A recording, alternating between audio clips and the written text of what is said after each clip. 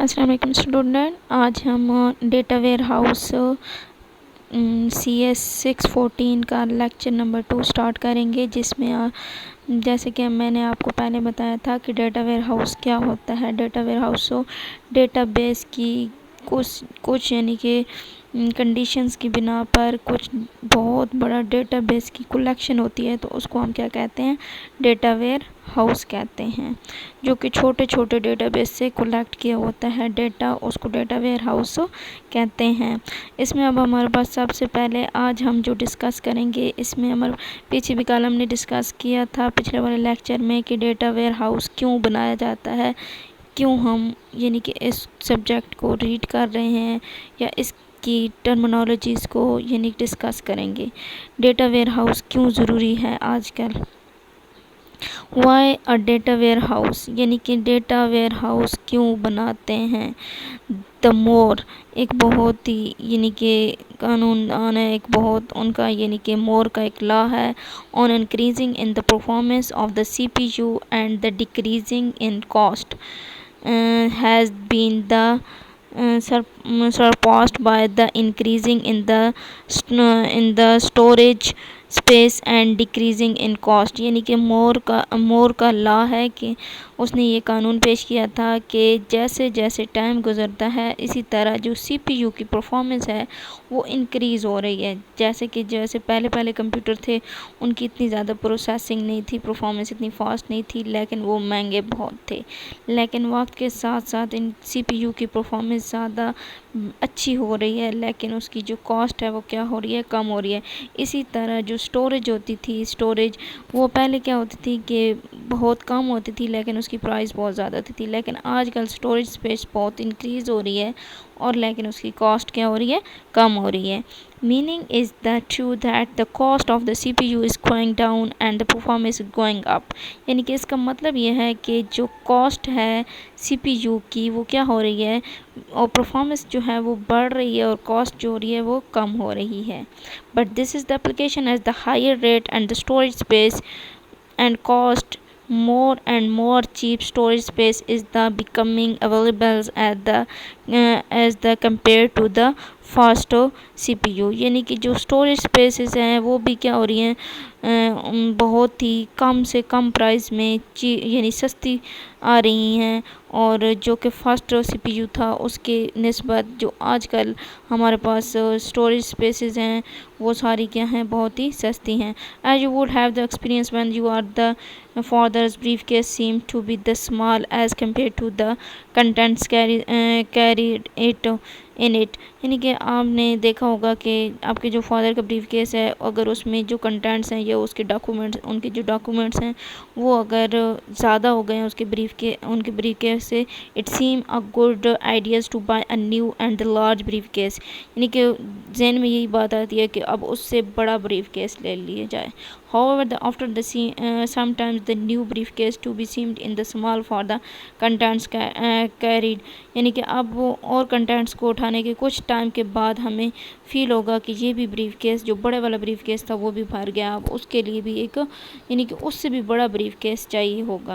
यानी इसी तरह टाइम के साथ साथ हमारे पास जो स्पेस है वो क्या होती रहती है, इंक्रीज़ होती रहती है। अब इस सारे में मोर का लॉ क्या है, मोर का यानी कि यहाँ पे ये हमारे पास को आ सकता है क्वेश्चन भी कि what is the more law. More law क्या है कि मोर लॉ हमारे पास है कि performance of the CPU is increase but the cost of the CPU is decrease. Performance increase होती है और जो होती है क्या होता है, कॉस्ट जो होती है वो डिक्रीज़ हो रही है। अब हमारे पास क्या कहते हैं कि अब इसमें हमारे पास पहले रीज़न दी हुई है कि why the data warehouse को हम क्यों इस्तेमाल करते हैं। इसमें हमारे पास क्या है कि पहला रीज़न है कि डेटा सेट्स और ग्रूविंग।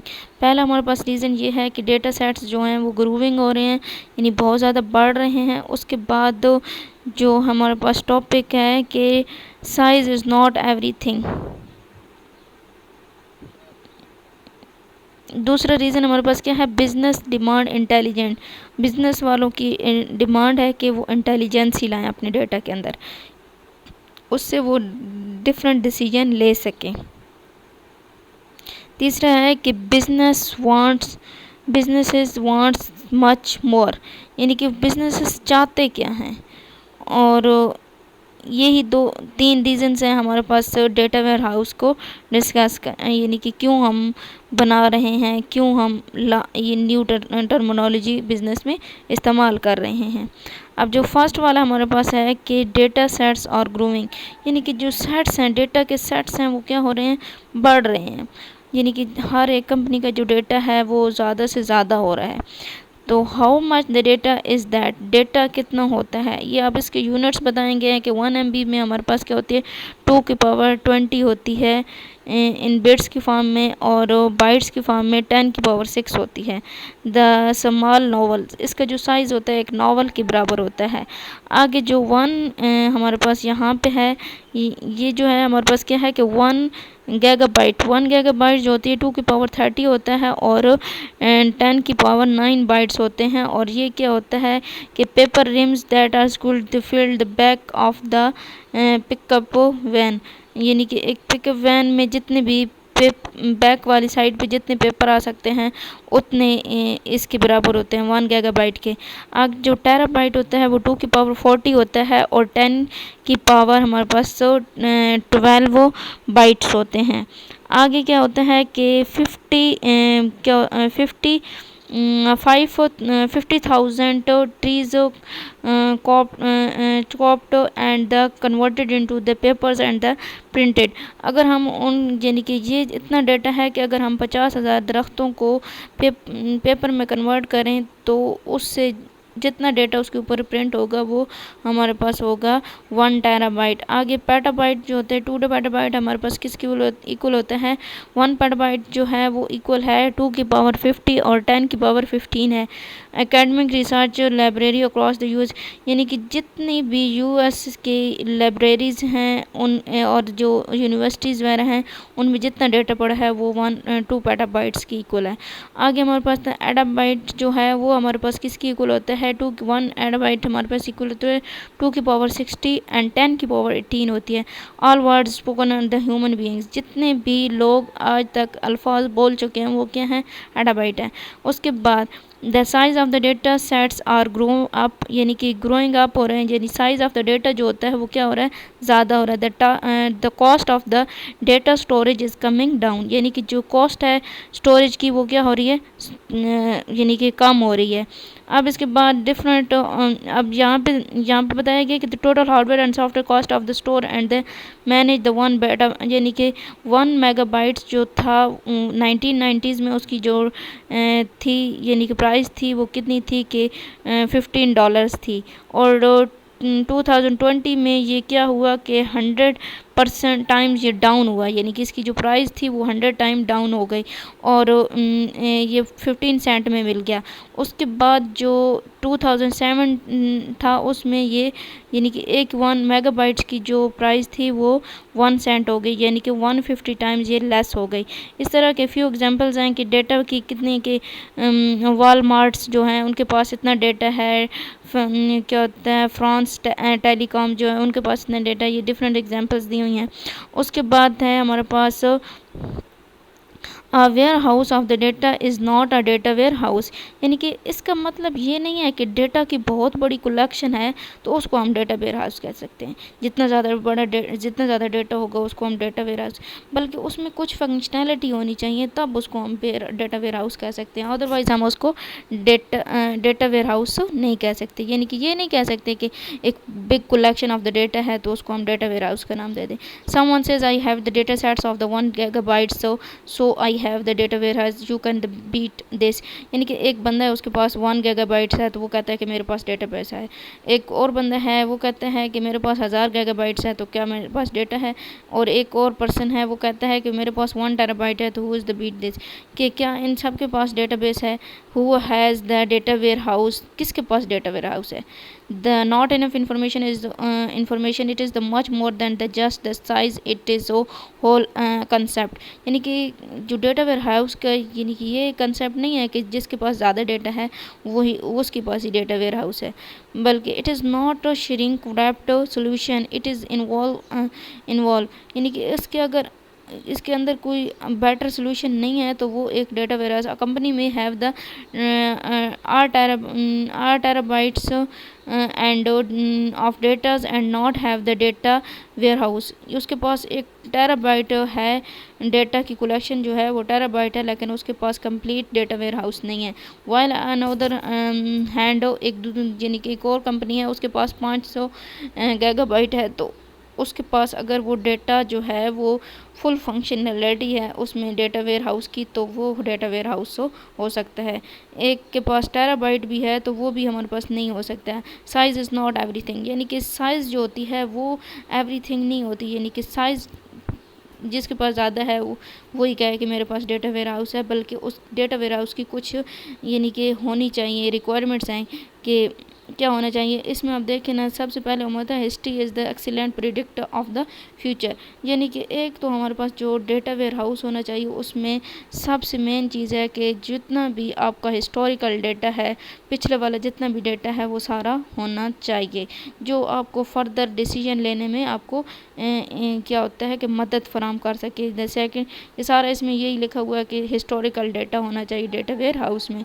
आगे gives the total views of the organisation, यानी कि ऐसा डेटा होना चाहिए, gives the total views of the organisation, यानी कि ऐसा डेटा होना चाहिए जिससे हमें पूरी ऑर्गेनाइजेशन के बारे में इंफॉर्मेशन हो सके कि ये ऑर्गेनाइजेशन कैसे चल रही है, कब चली थी, सारा कुछ उसके बारे में होना चाहिए, ताकि हमें यानी कि फर्दर डिसीजन लेने में या डिफरेंट काम करने में हमें मदद मिल सके। उसके बाद हमारे पास क्या है,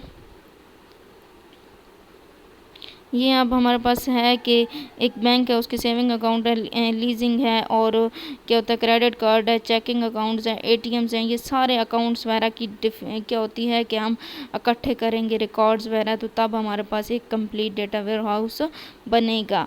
उसके बाद इंटेलिजेंट डिसीजन सपोर्ट, अब उसमें दो बातें हो चुकी हैं कि डेटा वेयर हाउस में क्या क्या चीज़ें होनी चाहिए। एक तो हमारे पास हिस्ट्री होनी चाहिए, दूसरी हमारे पास क्या होनी चाहिए कि जो होल ऑर्गेनाइजेशन है, जिस तरह ये है होल ऑर्गेनाइजेशन को यानी कि वो शो कर रहा हो डेटाबेस। तीसरी बात ये है कि intelligent decision support is the required for the decision making, यानी कि एक बात ये भी होनी चाहिए कि आपका जो डेटा होना चाहिए वो क्या होना चाहिए, डिसीजन मेकर होना चाहिए, उसमें इंटेलिजेंस ही पाई जाए कि हम उससे डिसीजन ले सकते हों।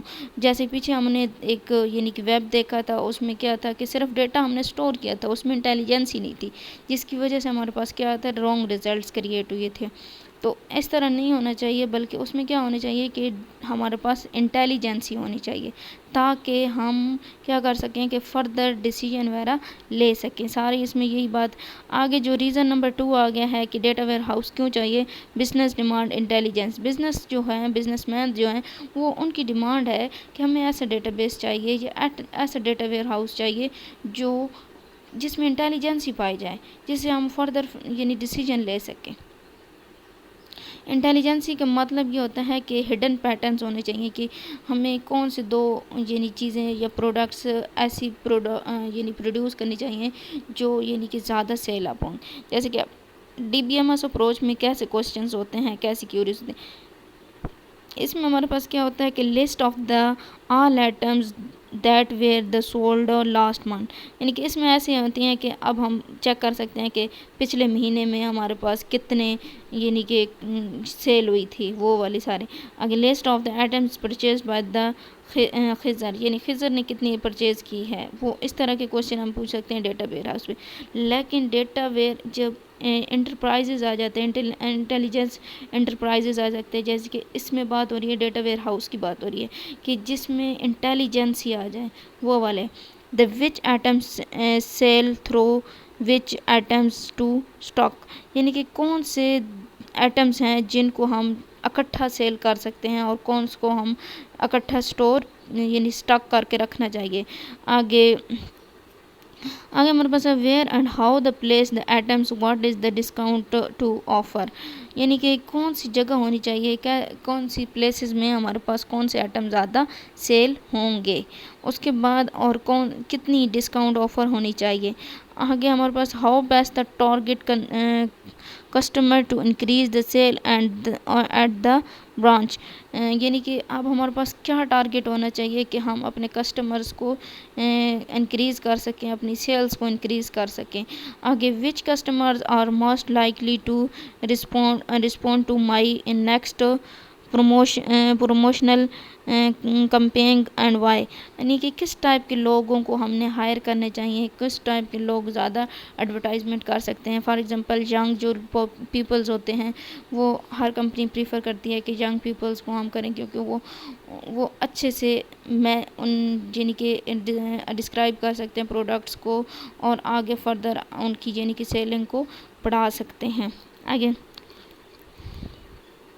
इसके बाद हमारे पास है थर्ड रीज़न आ गया कि business want much more.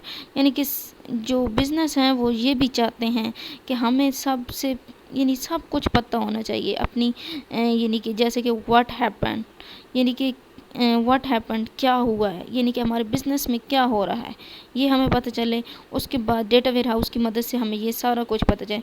What it happen यानी कि वाई इट हैपन, यानी कि ये क्यों ऐसा हुआ है, यानी कि कोई भी यानी कि हुआ है ऑपरेशन परफॉर्म हुआ है तो क्यों हुआ है उसके बारे में। वाई आगे व्हाट विल हैपन, यानी कि अब क्या हो सकता है, आगे क्या हो सकता है, ये भी डिसीजन कर सकते हो डेटा वेयर हाउस से। आगे व्हाट इज़ हैपनिंग, यानी कि अब क्या व्हाट इज़ हैपनिंग अब क्या हो रहा है।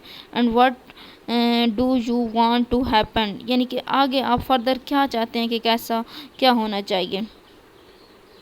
अब इन 5 स्टेप्स में ये डिपेंड कर रहा है कि हमारे पास वो हर बिजनेसमैन ये चाहता है कि हमारी जो सूरत हाल है कंपनीज़ की वो क्या होनी चाहिए, ज़्यादा से ज़्यादा बेटर होनी चाहिए।